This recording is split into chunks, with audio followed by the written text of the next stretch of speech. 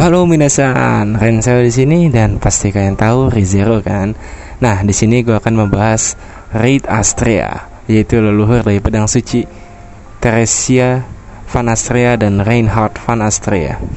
Dan mari kita mulai videonya.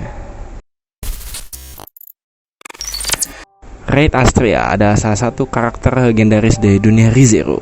Raid Astrea sendiri adalah salah satu dari ketiga orang yang berhasil menyegel penyihir kecemburuan. Dan Raid Astrea sendiri juga terkenal dikarenakan orang yang selalu menang ketika mengikuti lomba minum arak.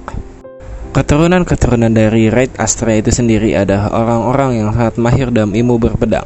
Akan tetapi, Raid Astrea ini lebih suka bertarung dengan tangan kosong, dan terkadang Raid Astrea juga suka memakai alat apa saja yang ditemukan di jalan, seperti contohnya ranting pohon. Raid Astrea akan menghajar lawannya hingga hancur, sehingga julukan yang diberikan kepada Raid Astrea ini dijuluki sebagai sepengayun tongkat. Emang julukan yang terlihat aneh, akan tetapi Raid Astrea sendiri juga mempunyai julukan lain, yaitu pedang surga. Raid Astrea mendapatkan julukan pedang surga dikarenakan Raid Astrea dapat menebas apapun dengan benda yang dia pungut di jalan, dan Raid Astrea ini juga dapat memotong dimensi lain dan juga konsep. Jika Reinhard van Astrea melawan Raid van Astrea, maka Reinhard lah yang menang. Tahu dari mana? Ngasal ya? Enggak.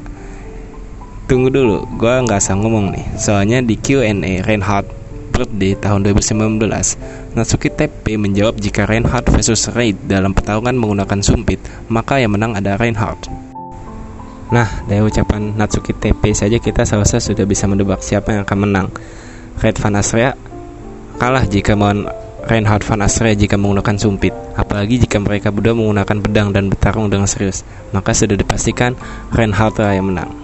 Nah, ini teman tebakan gue doang. Kalau misalnya salah nggak tahu. Ini kan autornya sendiri yang bilang. Emang nggak ngotak juga sih nih OP-nya si Reinhard di dunia ReZero gini nih.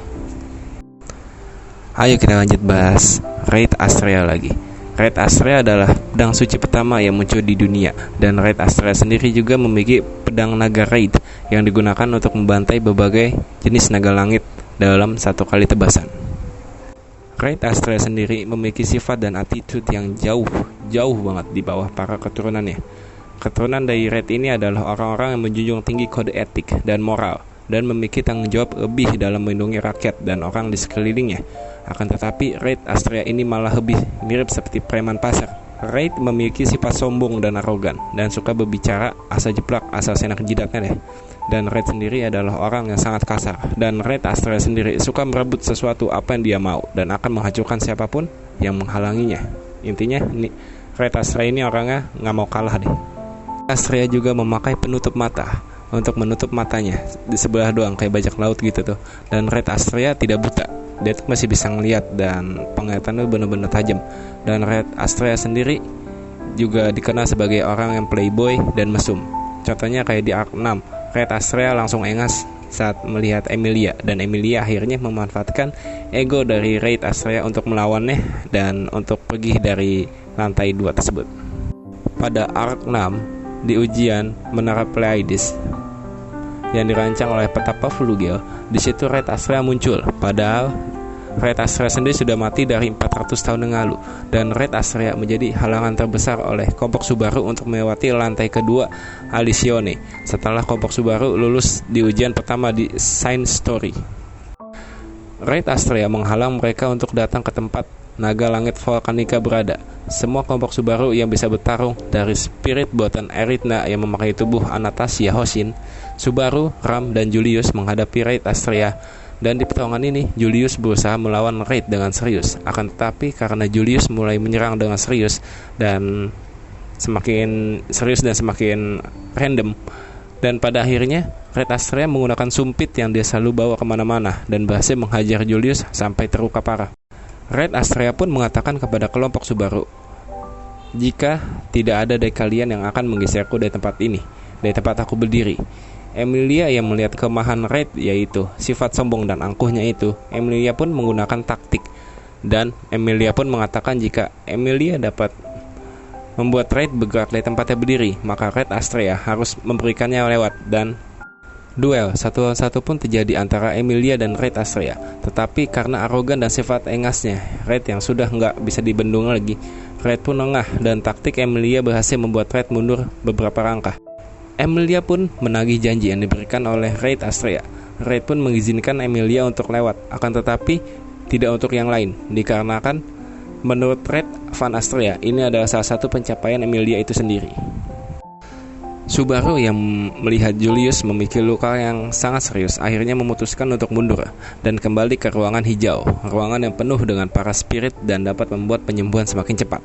Sedangkan Raid Astrea sendiri tidak dapat mengejar mereka, dikarenakan Raid terhalang oleh barrier yang tidak terlihat yang membuat Raid Astrea sendiri tidak dapat pergi terlalu jauh dari ruangan itu. Setelah Subaru yang mengalami hilang ingatan, yang membuatnya hanya memiliki ingatan sebelum ke Rugunica atau saat dia masih ada di bumi atau pas pertama kali dia muncul ke Rugunica, mereka pun semakin berat untuk melewati ujian Pleiades, dikarenakan Subaru yang menjadi otak dari kelompok tersebut.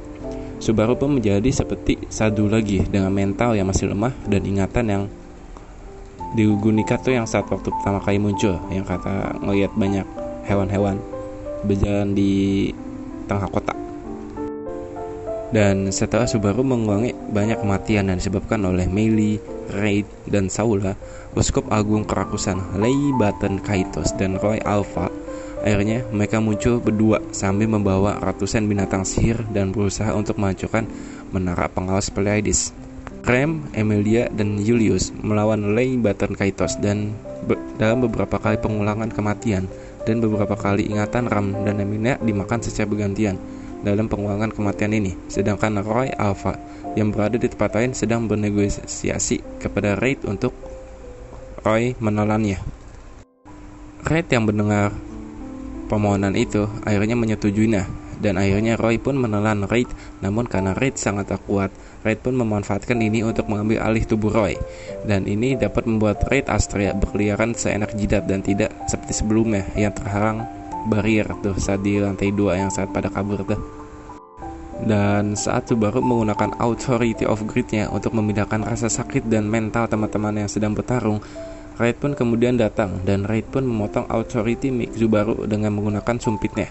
Dan lagi-lagi Raid Astrea pun menjadi penghalang terbesar dari kelompok Subaru di Arc 6 tersebut. Oke, minasan, inilah cerita detail dan kemampuan dari Raid Astrea, si pedang suci pertama dan pedang surga, dan julukan yang paling anehnya yaitu si pengayun tongkat.